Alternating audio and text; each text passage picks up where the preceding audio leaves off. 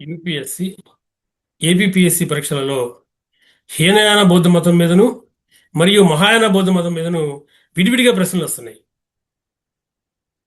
కనుక ఇన్డెప్త్లో చదివేటువంటి వాళ్ళు ఎవరైనా ఉంటే వీటిని విడివిడిగా కూడా చదువుకోవాలి.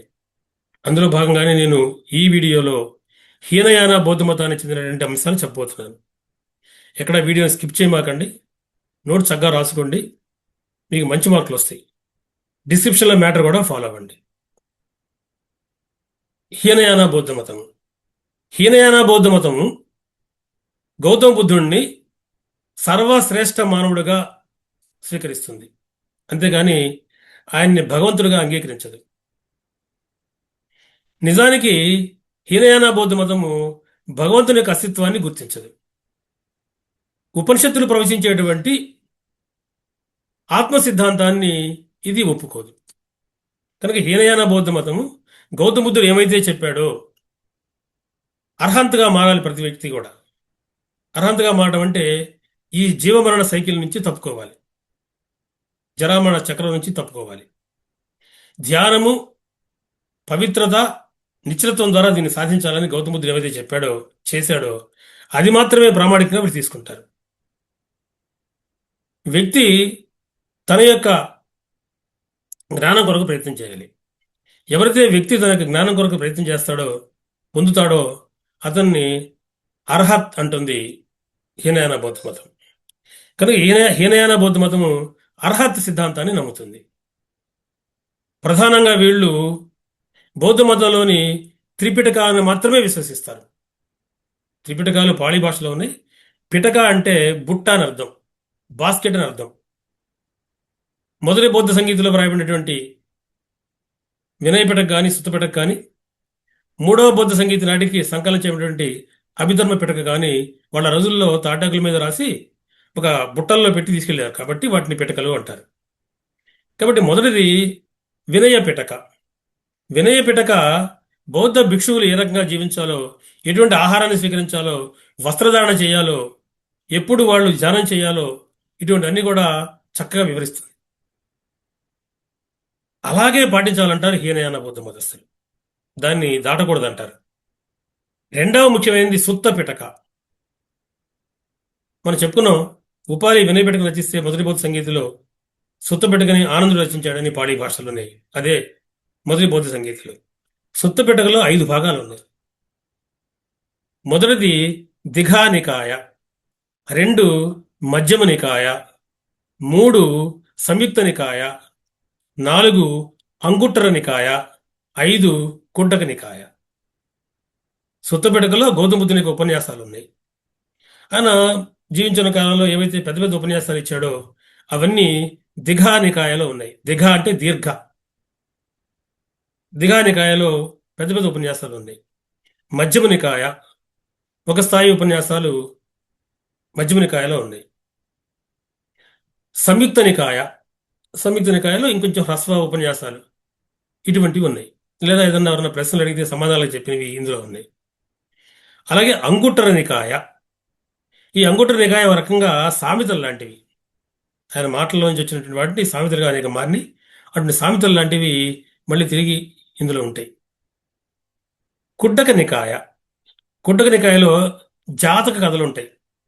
జాతక కథలు అంతేకాదు తేరీగాథ, తేరగాథ అనేటువంటి అంశాలు ఇందులో ఉన్నాయి.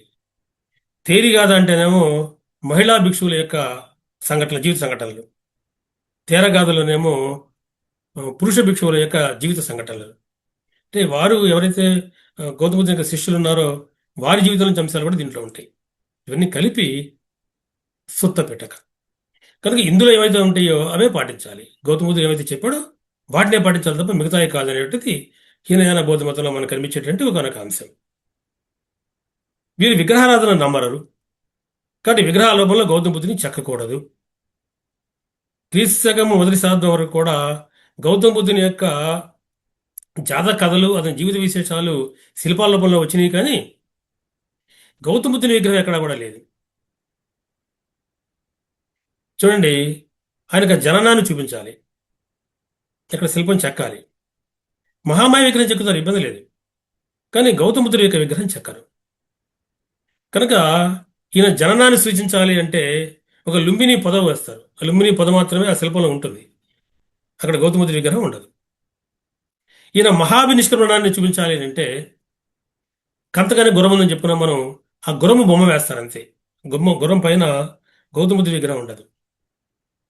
అదేవిధంగా ఈయన నిర్వాణము పొందడానికి కనుక మనం చూసే పని అయితే ఒక బోధి వృక్షం మాత్రమే వేస్తారు, కింద ఆసనం మాత్రమే వేస్తారు, ఆసనం మీద గౌతమ బుద్ధుడు ఉంటాడు.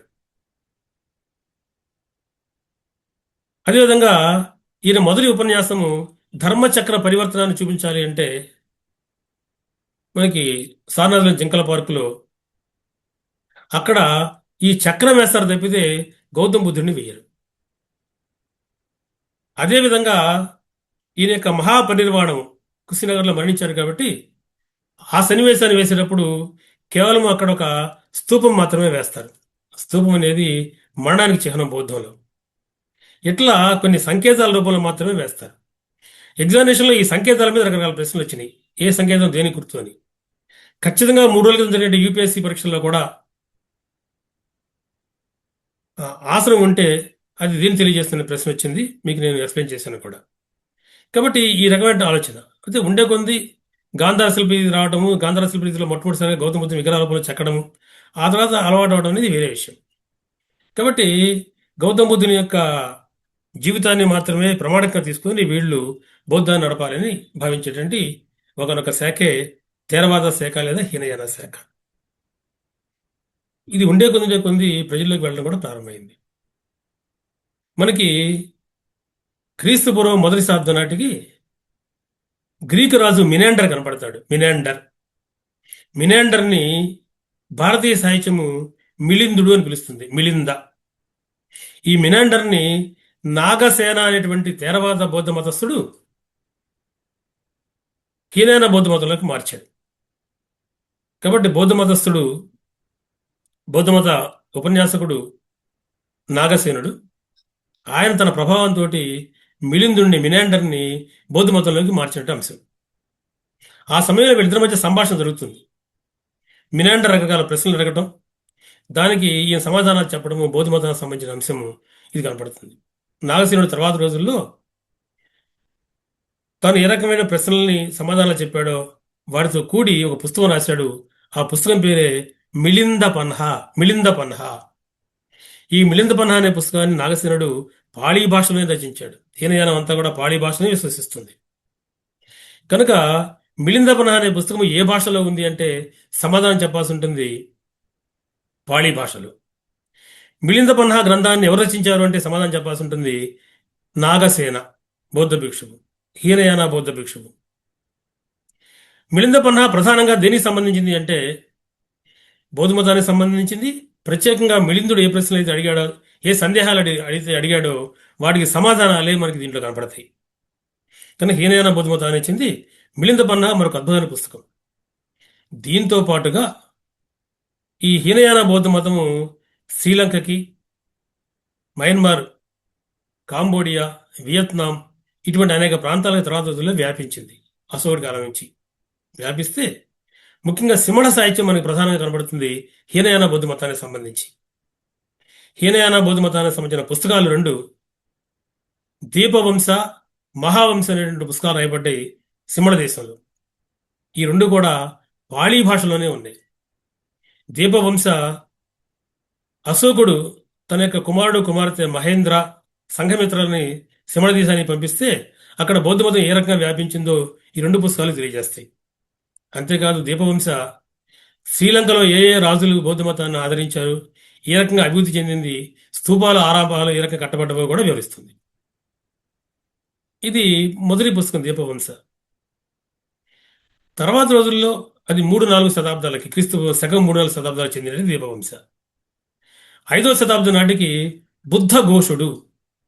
బుద్ధఘోషుడు భారతదేశానికి చెందినవాడే. ఆయన సిమళ దేశానికి వెళ్ళాడు. వీళ్ళు హీనయాన బౌద్ధ మతాన్నే అక్కడ ప్రచారం చేశాడు. బుద్ధఘోష యొక్క ప్రభావం ఇప్పటికి కూడా సిమళ దేశంలోను, మిగతా సౌత్ ఏషియా దేశాల్లోనూ, అలాగే ఇండో చైనా దేశాల్లోనూ ఉంది. ఈయన బుద్ధఘోషుడు విశుద్ధి మగ్గ అనే పుస్తకం రాశాడు. పుస్తకం పేరు విశుద్ధి మగ్గ. అంటే పరిశుద్ధమైన మార్గము, శుద్ధ మార్గము దాని అర్థం. విశుద్ధి మొగ్గ కూడా పాళీ భాషలోనే ఉన్నది. ఇది మళ్ళీ తిరిగి హీనాయన బౌద్ధ మతాన్ని ముందుకు తీసుకెళ్ళింది. అదేవిధంగా ఆ తర్వాత రోజుల్లో మహావంశ రాయబడింది. మహావంశ ఒక బౌద్ధ భిక్షువు మహానాయక అయిన వ్రాసాడు అనేది మనకు కనబడుతున్న విషయం. ఇందులో కూడా భారతదేశానికి చెందిన అనేక మంది రాజుల యొక్క చరిత్రలు వస్తాయి. మనం రాబోయే రోజుల్లో ఇండియన్ హిస్టరీలో, ఆంధ్ర హిస్టరీలో కూడా ఈ పుస్తకం గురించి చాలా చాలా చెప్పుకోబోతున్నాం. ఇది రాజులు వాళ్ళ వంశ చరిత్రలు కూడా ఇచ్చింది కనుక ఇది ఒక ముఖ్యమైన పుస్తకం. కనుక ఇవన్నీ కూడా హీనయాన బౌద్ధ మతానికి చెందినవే. కానీ హీనయాన బౌద్ధ మతం అనేక అనేక ప్రాంతాలు కూడా వ్యాపించింది. మహాయానం అంత కాకపోయినప్పటికీ. కనుక ఇవన్నీ కూడా ఎగ్జామినేషన్లో ఎంత వస్తున్న ప్రశ్నలు. వీటిని ఒకసారి మీరు జాగ్రత్తగా చూడండి. అయితే హీనయాన బౌద్ధ మతము గౌతమ బుద్ధునికి ఇంతకు పూర్వమే కొన్ని జన్మలు ఉన్నాయి అనే దాన్ని నమ్ముతుంది. హీనయాన బౌద్ధ మతము ఇప్పటి వరకు 4 బుద్ధులు జన్మించినట్టుగా నమ్ముతుంది. మొదట ఆయన క్రకుచంద, రెండవ ఆయన కనకముని, మూడవ ఆయన కాశ్యప, నాలుగవ ఆయన శాక్యముని. క్రకుచంద, కనకముని, కాశ్యప, శాక్యముని. కనుక గౌతమ బుద్ధుని యొక్క జన్మలు. శాక్యముని అంటే మన గౌతమ బుద్ధుడు. గౌతమ బుద్ధుడు తిరిగి జన్మిస్తాడని, ఆ జన్మే మైత్రేయ అని నమ్ముతుంది. కనుక హీనయాన బౌద్ధ మతం కూడా దీన్ని నమ్ముతుంది. బోధిసత్వుని కథలు నమ్మదు. వివరాలు మీకు నేను మహాయాన హీనయాన శాఖల గురించి తర్వాత రోజుల్లో చెప్పే క్లాసులో డీటెయిల్గా చెప్తాను. కనుక హీనయాన బౌద్ధ మతం రాబోయే గౌతమ బుద్ధుని మైత్రేయ రూపంలో నమ్ముతుంది, విశ్వసిస్తుంది. ఇవన్నీ కూడా ఎగ్జామినేషన్లో రకరకాలుగా వచ్చిన ప్రశ్నలే. వీటిని జాగ్రత్తగా ఫాలో అవ్వండి. మనకి రాబోయే రోజుల్లో అంటే లేదా నెక్స్ట్ వీడియోలోనే మహాయాన బౌద్ధ మతం గురించి చెప్తాను. ఆ తర్వాత వీడియోలో మహాయాన హీనయాన బౌద్ధ మతానికి చెందినటువంటి తేడాలు చెప్తాను. ప్రస్తుతానికి వీటిని ఫాలో అవ్వండి. మీకు ఈ వీడియో నచ్చితే కనుక మీ స్టూడెంట్స్, మీ ఫ్రెండ్స్ ఎవరైతే ఈ గ్రూప్స్ పరీక్షలు రాస్తున్నారో వారికి షేర్ చేయండి. ప్రస్తుతానికి స్వస్తి.